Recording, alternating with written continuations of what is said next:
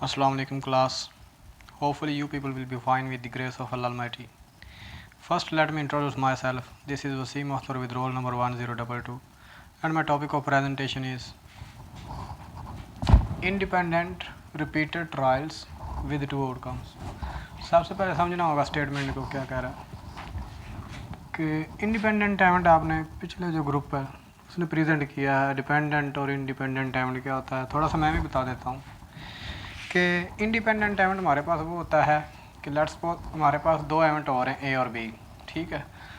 तो a independent एवंट कहलाएगा अगर उसकी जो प्रोबेबिलिटी है दूसरे एवंट बी की उस पर कोई इफेक्ट ना हो। जैसे कि मैं एक कॉइन टॉस, ठीक है, कॉइन से टॉस करता हूँ, ठीक है, उस पर दो पॉसिबिलिटीज़ हैं, हेड या टेल। लेट्स सपोज फर्स्ट मैंने जो पहला एवंट ए है उसमें हेड आया है। अब जो दूसरा एवंट है उस पर दोनों पॉसिबिलिटीज़ हैं, या हेड आ सकता है या टेल। यानी जो दूसरा एवंट होगा उस पर कोई इफेक्ट नहीं पड़ेगा, चाहे पहले हेड आ चुका है, दूसरे में हेड भी आ सकता है टेल भी आ सकता है, ठीक है। तो ये जो एवंट हुआ ये क्या हुआ, इंडिपेंडेंट, ठीक है। और बाकी देख लेते रिपीटेड ट्रायल्स। ट्रायल्स यहाँ पे नंबर ऑफ एक्सपेरिमेंट होगा, यानी कि रिपीट होगा, एक बार नहीं होगा। उसके बाद विद टू आउटकम्स। अच्छा, जितने भी इसके क्वेश्चन है ना उसमें टू आउटकम्स होंगे, ठीक है। ये नहीं होगा कि एक आउटकम में या इससे ज़्यादा, दो होंगे। जैसे कि अगर मैं कॉइन फेंकता हूँ तो उस पर दो ही हैं आउटकम, ठीक है, या तो हेड आ सकता है या टेल आ सकती है। तो इसको एक्सप्लेन करने के लिए हमें बायोनोमियल डिस्ट्रीब्यूशन की ज़रूरत है, ठीक है। उसको मैथमेटिकल समझना होगा और फिर, ठीक है। तो वो क्या होती है हमारे पास, उसका जो मैथमेटिकल फार्मूला हमारे पास बायोनोमियल डिस्ट्रीब्यूशन का, वो देख लेते हैं।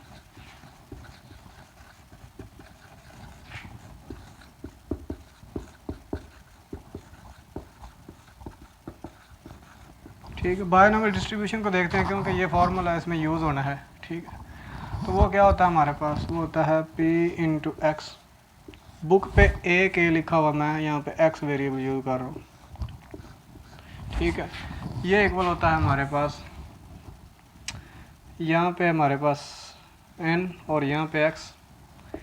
इसकी दो फॉर्म है, दूसरी मैं बताता हूँ, ठीक है। ऐसे लिख सकते हैं। उसके बाद p की power x multiply by q की पावर n माइनस x। इसकी दूसरी फॉर्म लिखता हूँ, फिर मैं बताता हूँ कि ये x क्या चीज़ है, n क्या चीज़ है, ये x क्या चीज़ है, ये p क्या चीज़ है, q क्या चीज़ है। इसको ऐसा भी लिख सकते हैं, p into X is equal to, अच्छा इसको लिख सकते हैं, इसको अगर ओपन करना हो तो n का factorial over n minus X का फैक्टोरियल और फिर x का फैक्टोरियल। ये एज इट इज़ लिखेंगे p की पावर x डॉट q की power n minus X. Where अब हम देखते हैं यहाँ पे x क्या चीज़ है, n क्या चीज़ है, p क्या चीज़ है, फिर पता चलेगा। और ये सारा मैं एक एग्जांपल के थ्रू बताता हूँ। पहले तो बताता जाता हूँ, कॉइन की एग्जांपल लेते हैं, ठीक है। उसके बाद इसको बाकायदा फॉर्मूला यूज़ करके हम इसको सोल्व भी करते हैं। अब हम देखते हैं n क्या है। जो n होता है ये हमारे पास नंबर ऑफ फिक्स ट्रायल होता है, ठीक। n यहाँ पे क्या है, नंबर ऑफ फिक्स्ड ट्रायल होता है। यानी कोई एक्सपेरिमेंट हो रहा है, जैसे कि लेट्स सपोज एक कॉइन ही है, उसको मैं 5 बार, ठीक, उस टॉस कर रहा हूँ। तो ये नंबर ऑफ फिक्स ट्रायल या एक्सपेरिमेंट कितना हुआ, 5 हुआ, क्योंकि हमने 5 बार ट्राई किया है। उसके बाद x को देख लेते हैं। x होता है नंबर ऑफ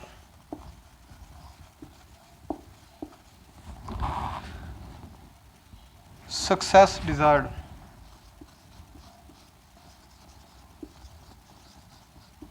अब इसका मतलब समझना,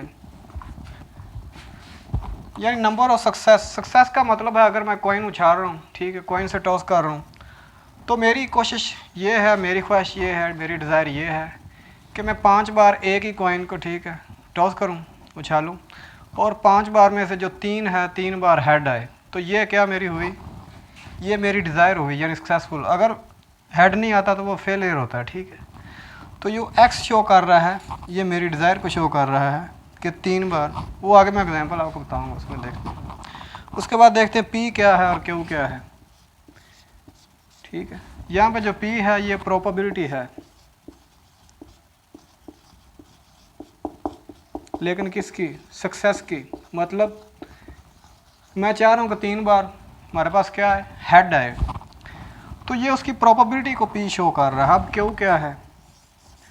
अब अगर हेड नहीं आता तो वो फिर फेलर होगी, यानी प्रोबेबिलिटी ऑफ फेलर होगी।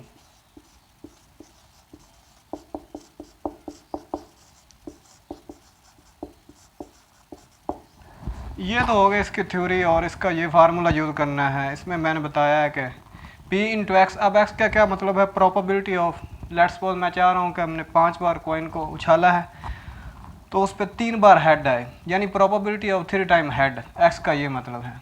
ठीक है, अब मैं आगे वो एग्जांपल एक्सप्लेन करता हूँ, उसका डाटा भी लिख के। ठीक है, उसके बाद एन मैंने बताया कि नंबर ऑफ फिक्स ट्रायल है, कितनी बार हमने उछाला है कॉइन को। उसके बाद एक्स है नंबर ऑफ डिजायर्ड। ठीक है, और ये भी मैंने बता दिया। अब हम बाकायदा एक क्वेश्चन देखते हैं, एग्जांपल हमारी बुक में ही, एग्जांपल नंबर है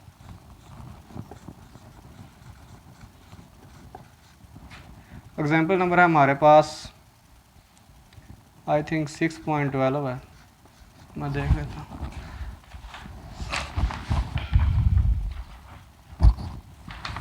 $6.32 है। अब एग्जांपल क्या है कि 1 coin is tossed 5 times. 1 coin is tossed 5 times. ठीक है, उसके बाद क्या कहता है? What is the probability of getting 3 heads? What is probability of getting 3 head? ठीक है, अब क्वेश्चन के स्टेटमेंट को समझें, फिर हम इसी को फार्मूला को यूज़ करते हुए इंशाल्लाह इसको सॉल्व भी करते हैं। सबसे पहले देखें नंबर ऑफ फिक्स ट्रायल मैंने कहा वो होने चाहिए। तो अब देखें उसने कहा 1 coin is tossed 5 टाइम। अब ये उसने दे दिया है कितनी बार? 5 टाइम। ये हमारे पास एन की वैल्यू कितनी होगी फिर? 5। उसके बाद एक्स देखते हैं। एक्स मेरी क्या डिज़ायर है कि 3 बार हेड आए, तो यानी 3 हो गया एक्स की वैल्यू। उसके बाद प्रोबेबिलिटी यानी पी है।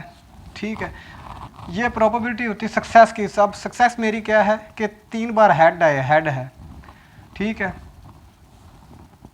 तो फिर हेड के कितने चांस होते हैं? यानी 50 है ना, टेल भी आ सकता है, तो इसको मैं हाफ कह सकता हूँ, और क्यू भी हाफ है, क्योंकि उस पर हेड भी आ सकता है, टेल भी आ सकता है। और वैसे भी इसका अगर एक दिया हो दूसरा निकालना हो तो P plus Q equal 1। P की दिए हो तो क्यू को निकालने के लिए पी उधर जाकर माइनस हो जाएगा। ठीक, ये नेक्स्ट क्वेश्चन में देखते हैं। अब मैं क्या करता हूँ कि इसको सॉल्व करता हूँ।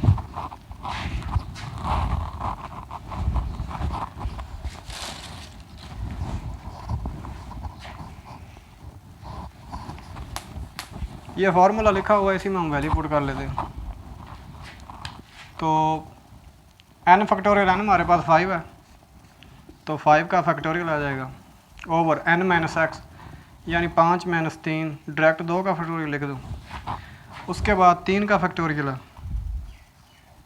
यानी x का फैक्टोरियल। अब देखें जो 5 का फैक्टोरियल, इसको मैं एक्सपेंड करके लिख सकता हूँ 5 × 4, और आगे 3 का फैक्टोरियल वैसे चलता है, ये इससे कैंसिल। बाकी 2 का फैक्टोरियल होता है 2 ज़रब 1, यानी ऊपर 5 और 20 ओवर 2, 10 हो गया। आगे p इंटू एक्स, पी हमारे पास क्या है 1/2, और x हमारे पास 3 है। उसके बाद क्यू भी 1/2 है, और n माइनस एक्स यानी 5 माइनस 3 2 आ जाएगा।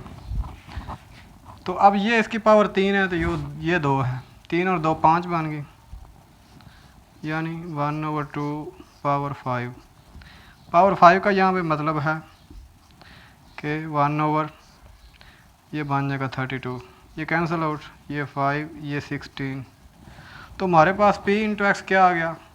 यानी जितनी बार हेड आ सकता है 3, ठीक है, 3 हेड आ सकते हैं, वो कितनी है हमारे पास प्रोबेबिलिटी? 5/16, ये इसका आंसर है। बहुत सिंपल। हम एक और क्वेश्चन ट्राई करते हैं, दोबारा समझ लें।